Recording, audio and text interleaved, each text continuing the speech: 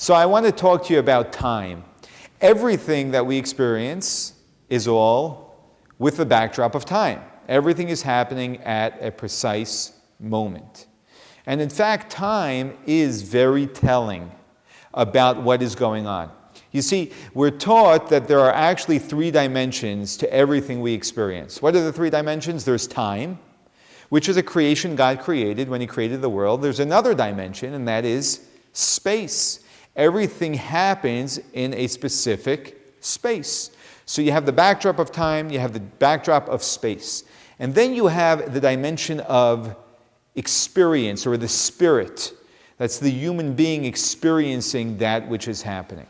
But I want to focus now on time, because we can't really appreciate any holiday or any event that happens in Judaism if we don't appreciate the time in which it happens. And let me explain. Every single moment of time carries a unique energy. So when we're discussing any holiday, we're talking about a specific energy that exists on that holiday. You see, imagine if we were able to see time as we see space. When we see space, we see an entire multidimensional experience. We see the color of the space, the size of the space. It's a whole experience when we see any space. But when we see time, we're talking about a minute. But actually, time is an entire experience as well, because it carries energy. That time has a unique energy which is connected only with that time.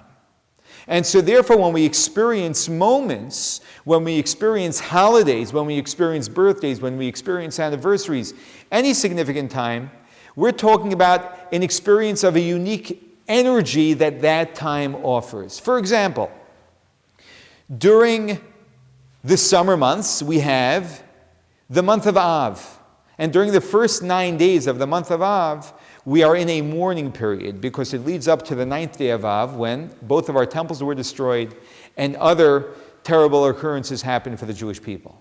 Now, during those 9 days, we are told that if one has to go to court, they should make sure that their court date is not during those 9 days. We're taught that one should not do something which is potentially dangerous. We don't go swimming during the 9 days. Why is that? Because these 9 days carry an energy, a negative energy, and that helps us understand the experience that we are going through. It's not just a random 9 days, it's 9 days that carry a certain energy which repeats itself every year. Now, this is true for holidays as well. Right? We take the holiday of Rosh Hashanah. For us to appreciate and have a meaningful Rosh Hashanah experience, we have to answer the question, what is unique about the energy of the time of Rosh Hashanah? So that every year when we come to that day of Rosh Hashanah, we plug into that energy. What is unique about the energy of Hanukkah? What is unique about the energy of Pesach, of Passover? Well, Passover is most well known for freedom. In fact, every single human being is trying to liberate themselves from different constraints that we all have and different limitations that we have. Well, Passover is a very opportune time for us to free ourselves, because that time actually carries an energy of liberation.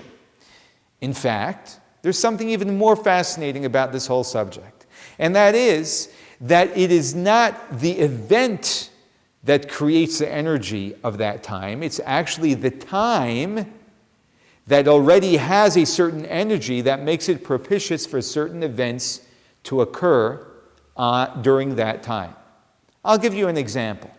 The Torah tells us that Abraham invited 3 guests who he saw traveling down the road into his tent. And the Torah tells us that he fed them matzah. Now, why did Abraham feed these guests matzah?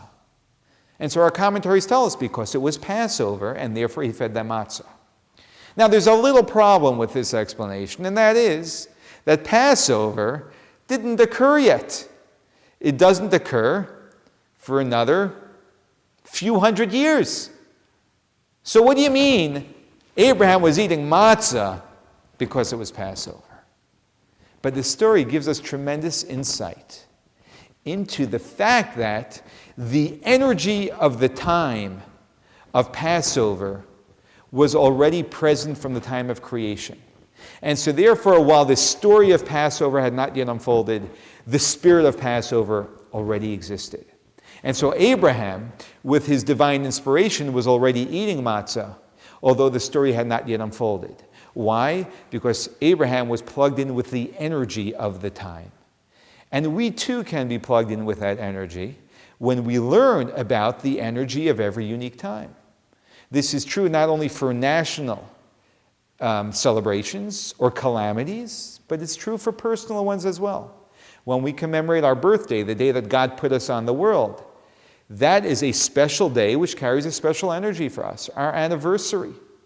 Or any other days, such as, in a more saddened experience, a yahrzeit, the commemoration of the date of one's passing, has a lot of significance to the energy of one's life and what they've accomplished through their life.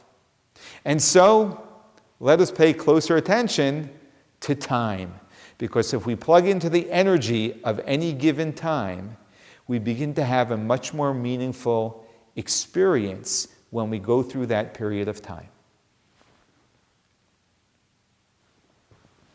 How long was that? That was a little